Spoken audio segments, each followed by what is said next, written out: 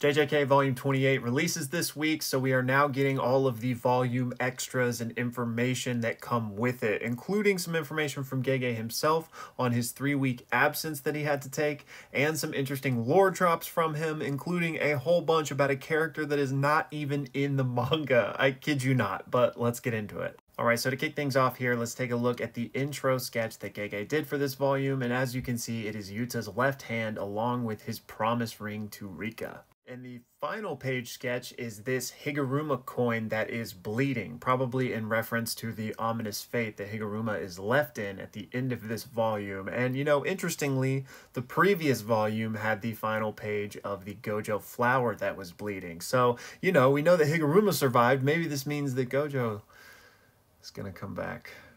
Gege also debuted a brand new avatar for himself and revealed that the reason for his 3-week hiatus back during June was because he actually had his appendix rupture. Or maybe, I don't know if it ruptured, but he had an appendix ordeal that had to get surgery, and so that's why he was out without much notice, and the reason that that one chapter was only 7 pages long. Now, because of Gege's health crisis, he also revealed in this moment that he wanted to include some more stuff in volume 27 that he just didn't get the time to. So instead, he shares it now, and specifically it's about Sukuna's transformation when he goes into his true Heian era form. We were previously told that, you know, the way incarnated sorcerers can transform in this way is like a one-time process, and if they decide to halt it or stop it for whatever reason, then that's it, like you're donezo. And so what Sukuna did isn't just like pause it and then resume it here. He actually just didn't undergo it and let it pass, but then he is just so skilled at jujutsu that he was able to reignite the transformation.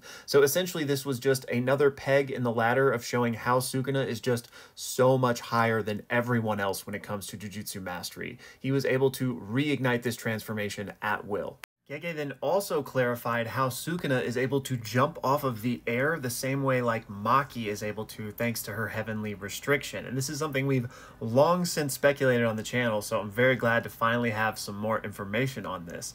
But as Gege describes it, it's again just thanks to Sukuna's mastery of jujutsu. He is basically able to perform this type of aerial double jump because of small controlled bursts of cursed energy off of the different like surface tension layers of atmosphere where it shifts. The same things that Maki is able to just sense and perceive thanks to her physical prowess, Sukuna is able to essentially emulate that with very precise cursed energy control. Gege also mentioned that Higuruma was capable of this level of cursed energy control and actually utilized it when making strikes with his hammer. Gege had plans to kind of incorporate that in order to showcase Higuruma's insane level of talent as a sorcerer, but I guess he just didn't get the time or space to do that for whatever reason. Gege also mentioned that had he not gotten sick, he was hoping to mention back in volume 27 that all of the culling game players are referred to by their original vessels' names. But we already knew this thanks to what Kenjaku said when he made the rule about how to end the culling games, where he said that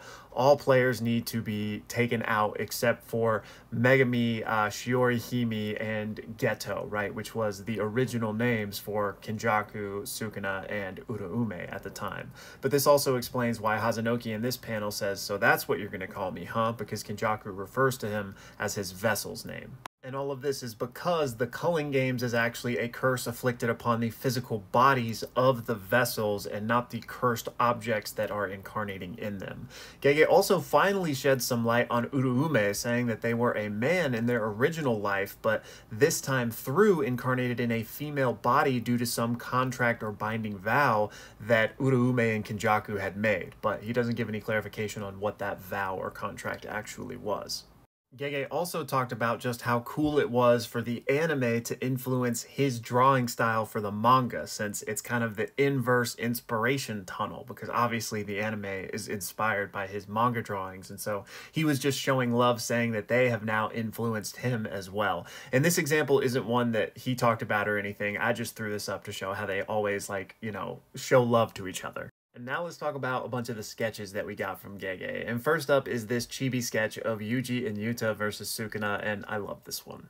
Next up, we got a new sketch of Kinjaku and Takaba, where in character, each of them were basically asked if they had heard about any comedy groups breaking up.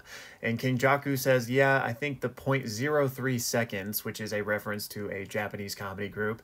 And Takaba says, yeah, Curse B and Boys and Girls. So this is interesting because, like, you would think they would maybe reference themselves given the outcome of their battle, right? They were a comedy group that Takaba loved, and, you know, the fake audience loved as well. And they unfortunately had to break up given what happened to Kinjaku. But then, given the events of the final chapter, maybe it's not, you know, maybe it's intentional that they didn't mention themselves. I don't know. Gege's probably just trolling. And then finally, we got a whole bunch of sketches centered around this guy, Usami. And I'm sure you're saying, who's that? Well, it was somebody that was just mentioned briefly in the manga and never made an appearance. And as you can see, no appearance scheduled, as we well know since this manga is now over. So this is just hilarious. And this is like the type of thing that I think Gege gets a lot of flack for, and probably deservedly. It's because, like, why are we going to spend so much time, even in just volume extras, talking about this guy when he literally has no importance? It's just the type of world building that Gege,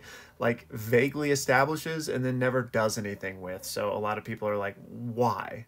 So just to give you guys a little bit of a refresher, Usami was mentioned in this panel here, where all of the sorcerers are talking about who they think the strongest grade 1 sorcerer is. And Meme, Nanami, and Gojo all say Kusakabe, but Kusakabe says Usami. And that's the mention. That's who this guy is. And then another little tidbit of some connective tissue here regarding Usami is, if you recall at the start of the manga and in season 1 of the anime, Gojo has to go out of town on some business in order to clean up after a first grade Jujutsu sorcerer who went missing. This is when Yuji, Megami, and Nobara have to go handle the detention center stuff because Gojo is gone. So the idea here is that Usami is the first grade sorcerer that went missing that Gojo had to go clean up and save.